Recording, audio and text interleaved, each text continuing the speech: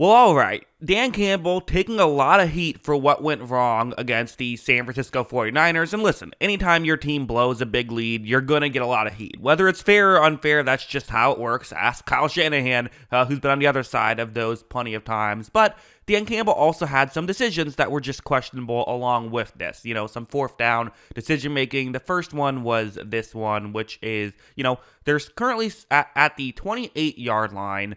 It's a 4th down and 2, and so in a given situation, this actually isn't a bad idea typically. This is what analytics say. Analytics do say you have a better chance to go for it. And let's go through and figure out exactly why. What's the logic here? Because again, I think sometimes people say, oh, analytics go or don't go, but don't really dive deeper into why. And again, it's essentially the chances of making it in terms of going for it versus getting the field goal are not as different as you might expect. In fact, right here, it says there's only a 15% higher chance to kick the field goal than to convert on the 4th down and 2. And that's right around where Detroit's kicker has been over the season, is right in that area from this section of the field. So it was no guarantee. Everyone said, well, if they took the points, that would have been 6 more points. We don't know that, right? Because there is actually a decent chance that one of those field goals could have missed. And the idea behind it, of course, is that if you convert, you can potentially get more than just 3 points. And yes,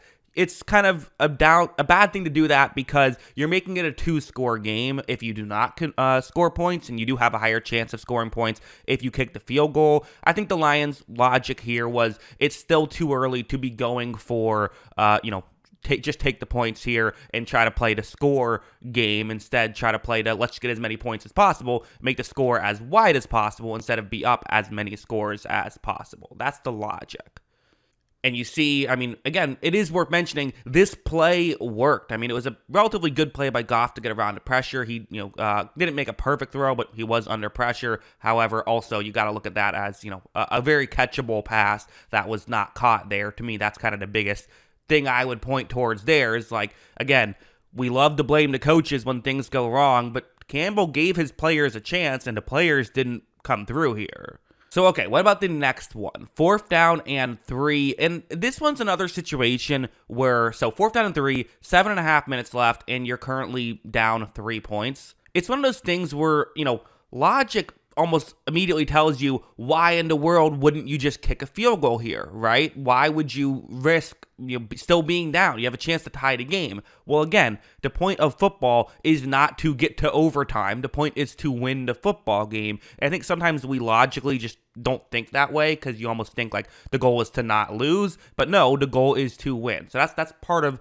an important thing to talk about. And again, the numbers do say slight edge to go for. And both of these are slight in both sides. I should mention that as well. These are, in my opinion, complete reasonable minds can differ. I don't think there is a right or wrong answer, in my opinion, to these. I think it's debatable. But, here, again, the logic is relatively simple. Again, 71% chance to make a field goal from here. It's a 47-yard field goal. They don't have a kicker with a huge leg, which maybe that's something to address in the offseason. I don't know. But they don't have a kicker with a huge leg. So it's not a guaranteed make if you kick it here. Whereas if you go for it, again, slightly less likely that you're going to convert. But if you do convert, you're in a significantly much better position to then go on and win.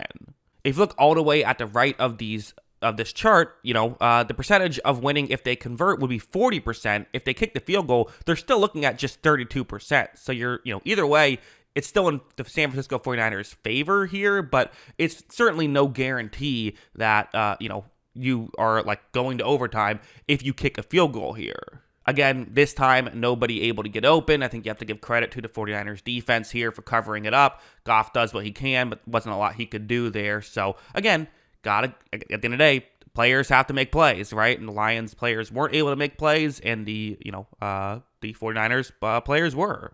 This sequence to me was the worst part, in my opinion. Worth mentioning, the clock was stopped, so they had the entire time to think about what they wanted to do. And, the last two things, 4th down decision making, I'm just not going to be as hard on someone as some other people might be for something like that. Again, everyone criticizes the 4th down call when it fails, but, credits it when it works. If one of those hit, everyone's calling Dan Campbell a genius.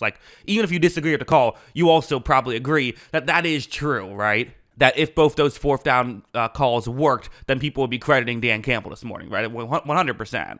But either way, again, agree or disagree. To me, this is just objectively the wrong decision right here, where it's a 3rd down and goal. What you have to do is you have to understand the situation. You need 2 scores. You have 1 minute and 5 seconds left. You're actually in an okay position, as strange as that sounds. Not a great position, but if you can get a 3 and out after scoring, then you have a chance to, with 1 minute left, probably a little under 1 minute, maybe, 40 to 50 seconds left, get one more drive going to try and see if you can tie the game. That's what you have, a chance to do here.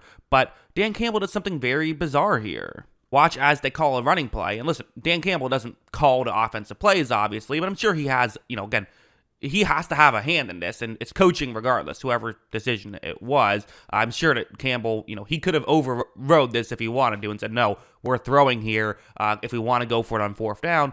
Or you just say, you know what, if we're stopped, on this play, we just hurry up to the line and run our next play very quickly, right? What you can't do is call a timeout, because now you have to get the onside kick. So this was a mistake. I also think there were just moments when, like CJ Gardner-Johnson hitting Deebo Samuel after the play. Like, that's just an undisciplined play, and usually you kind of look at coaching a little bit. Like, I know CJ Gardner-Johnson's just kind of the guy who's going to do that sometimes, but, like, I don't know, feels like, given all the history, maybe have a conversation with him before the game and say, hey, let's not be stupid here. A lot of stuff's on the line. Maybe that conversation happened and Gardner-Johnson just did it. I don't know. But there were other just mental mistakes. The punt that could have been down at the 1 that they weren't able to get down at the 1. There were some drops and some missed throws in this game. Feels like part of the coach's job is to calm the players down, right? But at the end of the day, the players still have to be the ones who go out and make plays. So, does Dan Campbell deserve some blame for this? Absolutely. Is Dan Campbell the reason they lost? Absolutely not. I mean, again, to anyone saying, well, lost by 3 and he left 6 points on the board, there you go. I'm sorry, that's not a good argument. It just isn't. Because for one thing, there's no guarantee they make both of those field goals. I mean, 49ers missed a field goal earlier in the game, right? Like, settling for a field goal does not guarantee you get the field goal, right? As what happened with the 49ers earlier. But also, if they kick those field goals, it's not like everything else happens the exact same way the rest of the stretch. Things would have been different as well. All that being said, I didn't love going for it there. I think I would have kicked the field goals in both opportunities there, just given the way the game was going. That's kind of how I viewed it, but I kind of understood why he did it. I'm not going to crush him for that. I will crush him for a lot of the mental mistakes the team made and that 1 minute left timeout call. Those were bad, in my opinion. But yeah, those are my thoughts. What are yours? Let me know in the comments below. Always love hearing from y'all. And of course, as always, thanks for watching.